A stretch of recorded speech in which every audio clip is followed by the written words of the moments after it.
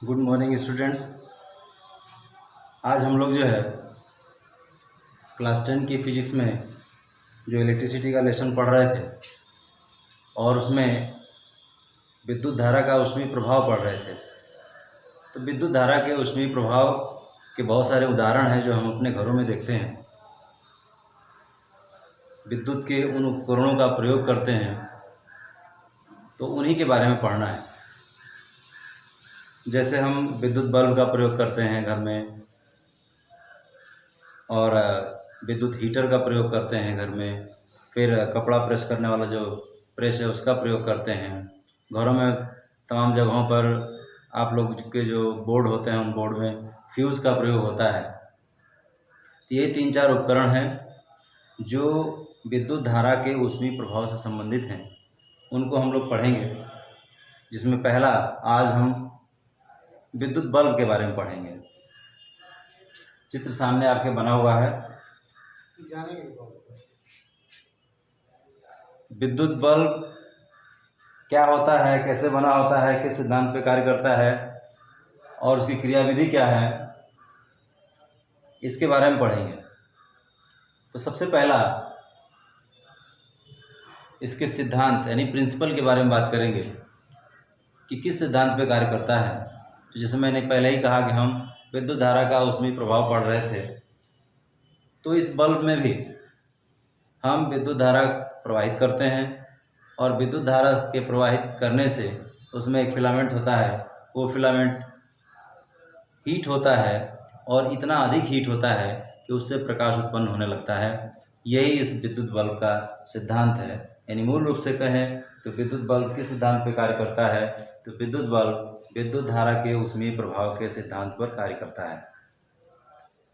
उसके बाद इसकी हम रचना पर जाएंगे कि जो बल्ब बनता है उसमें क्या क्या लगता है, कैसे बनता है, उसका आकार कैसा होता है, तीन सब चीज़ों पर चर्चा करेंगे। तो देखेंगे कि ये जो बल्ब होता है इसी को हम बल्ब बोलते हैं। यहाँ से ये जो रचना है इसकी, ये बल्ब की है जो कांच का बना होता है, अंदर से खोखला एक बल्ब होता है। उसके बाद ये जो आप देख रहे हैं आप, इसको एल्युमिनियम का अधिकतर हम लोग देखते हैं, एल्युमिनियम का कैप उसके ऊपर से लगा होता है। यहाँ 2 पिन निकली रहती है जो पिन होल्डर में फंसाने का काम करती है। और उसके बाद हम ऊपरी हिस्से पर देखते हैं, यहाँ पर 2 पॉइंट होते हैं। उन पॉइंट को जस्ते के टाँके या कहीं कहीं रांगे का प्रयोग किया जाता है, जस्ता या रांगा कर सकते हैं। चालक पदार्थ होता है, इसके टाँके यहाँ पे लगे होते हैं। इन टाँकों से संबंधित देखिए यहाँ पर एक ये कांच का बल्ब, कांच का छड़ होता है जो यहाँ तक थोड़ा मोटा होता है और इसके आगे ये पतला हो जाता है।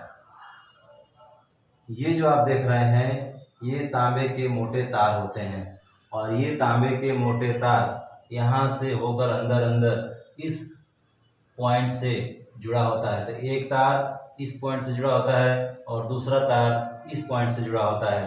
अर्थात ये तांबे का तार यहाँ हमें दिखता है और ये कांच के अंदर अंदर जाते हुए यहाँ तक होता है, कांच के अंदर हमें दिखाई नहीं देता। उसके बाद ये दोनों तांबे के सिरों के बीच जो ये स्प्रिंग के आकार का एक फिलामेंट लगा होता है, इसी को हम टंगस्टन का फिलामेंट या टंगस्टन का तंतु कहते हैं। और इसके अंदर जो खाली जगह है, बल्ब 2 तरह के बनते हैं। एक इसके अंदर निर्वात होता है और कुछ बल्ब इनकी अगर क्वालिटी को बेहतर करने के लिए इनके अंदर निर्वात की जगह पर निष्क्रिय गैसें भर दी जाती हैं, जैसे नाइट्रोजन, आर्गन। इन्हीं दोनों का मतलब विशेष तौर पर प्रयोग होता है।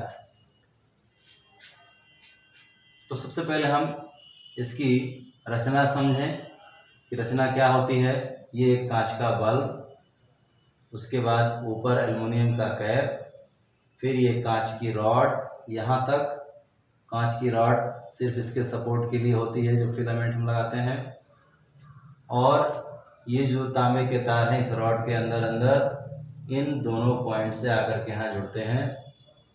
जब हम होल्डर में लगाते हैं बल्ब को तो ये होल्डर से दोनों पिन, दो तार जो हम लोग आता है, एक और अर्थ और एक फेस कहते हैं, उन दो तारों की पिन जो है इन दोनों से अटैच होती है, यानी इन्हीं के माध्यम से करंट होकर के इस फिलामेंट तक पहुंचता है।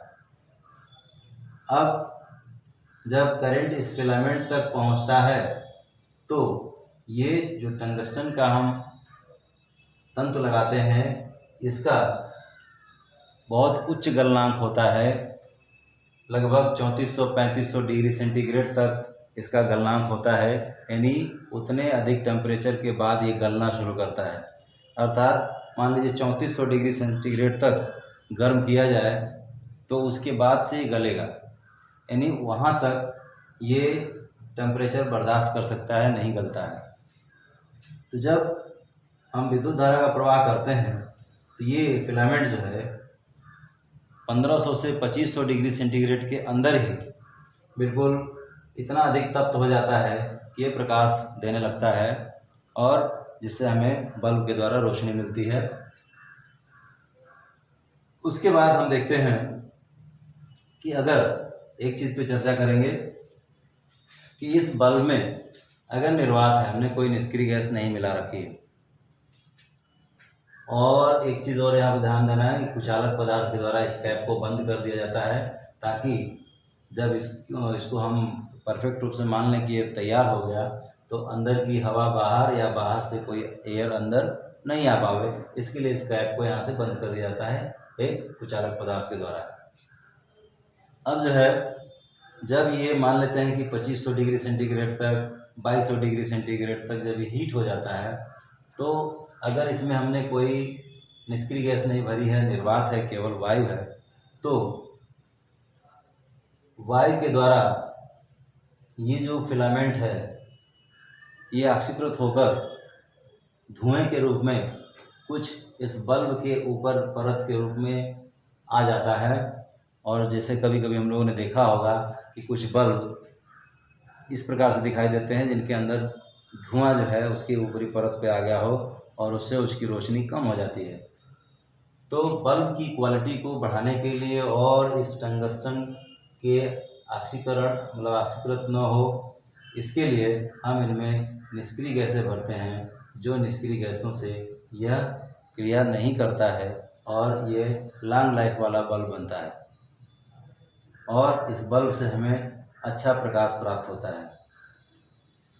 इसके बाद बल्ब मार्केट में हम जब खरीदने जाते हैं तो हमें कई तरह के मिलते हैं, 20 वाट, 10 वाट, 100 वाट, 60 वाट, 40 वाट। तो उन पे लिखा होता है, हम देखेंगे कि 220 वोल्ट और यहाँ पे 40 वाट लिखा हो या 60 वाट लिखा हो या 100 वाट लिखा हो, ये 220 वोल्ट ही रहेगा। यानी 220 वोल्ट हम लोग अमूमन जानते हैं कि हम लोग घरों में जो बिजली दौड़ती है, जो प्रवाहित की जाती है, वो 220 वोल्ट पर ही प्रवाहित की जाती है। तो जब 220 वोल्ट पे हम प्रवाहित करते हैं तो इसकी केवल बल्ब के पावर को चेंज करते हैं, वोल्टेज वही रहेगा 100 वाट, 60 वाट और 40 वाट। ये जो बल्ब है जितना अधिक वाट का रहेगा उतना अधिक प्रकाश उत्पन्न करेगा। तो इस तरह से हम इस बल्ब को सिद्धांत पहले समझें, फिर उसकी रचना और फिर उसकी क्रियाविधि, ये कार्य कैसे करता है। तो बुक पे मैं इसको भेज भी दे रहा हूँ, आप लोग जो है इसको अच्छे से पढ़ें, पढ़ करके नोट्स बनाएं और कम से कम इसको चित्र बना करके अच्छी तरह से समझ करके कि कभी भी आपको बल्ब के बारे में पूछा जाए परीक्षा में, बल्ब जो है सचित्र वर्णन करने के लिए आता है, तो हम इसका चित्र भी जानें, इसकी रचना कैसे होती है, किस सिद्धांत पे कार्य करता है और ये कार्य कैसे करता है। ये 3 चीज़ें हमें परीक्षा में लिखनी होंगी। तो हम उम्मीद करते हैं कि आप लोग जो है इसको अच्छे से मेहनत करके पढ़ें। देखने में हम लोग यही आ रहा है कि बच्चे जो है, जो लोग जुड़े हुए हैं वो भी पढ़ने का काम नहीं कर रहे हैं। तो आप लोगों से हम लोगों का यही क्योंकि अभी फ़िलहाल कुछ दिनों तक इसी माध्यम से पढ़ना है, तो आप लोग इस पर ध्यान दें और ध्यान देकर के पढ़ें।